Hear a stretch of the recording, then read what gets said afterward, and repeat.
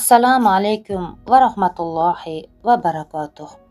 Har safar chaqaloq ko'rsangiz qalbingizda og'riq uyg'onadimi? Bu video aynan siz uchun. Ba'zan insonning eng katta sinovi ko'zga ko'rinmaydi. Atrofdagilar qachon farzandli bo'lasiz, haligacha bo'lmadimi deyishlari mumkin.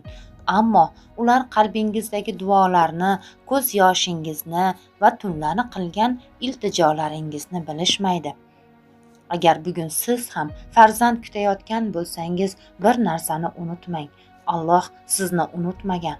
Sizning har bir duoyingizni eshitayotgan, har bir ko'z yoshingizni bilayotgan zot bor.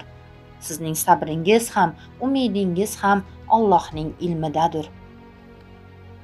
Ba'zan Alloh ne'matni darhol beradi, ba'zan esa kutishni ham ibodatga aylantiradi.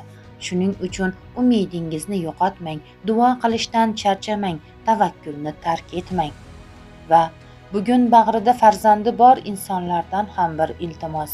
Farzand kutayotgan oilalarning qalbini og'ritadigan savollarni berishga shoshilmang.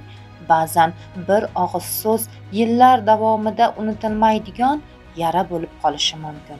Uning o'rniga ular uchun chin dildan duo qiling. Chunki mo'minning duosi mo'min uchun eng go'zal sovg'alardan biridir.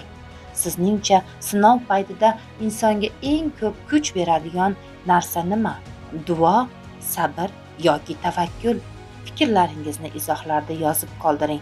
Videolarim siz uchun manfaatli bo'layotgan bo'lsa, like bosib, obuna bo'lib, yaqinlaringiz bilan ulashib qo'yishni ham unutmang.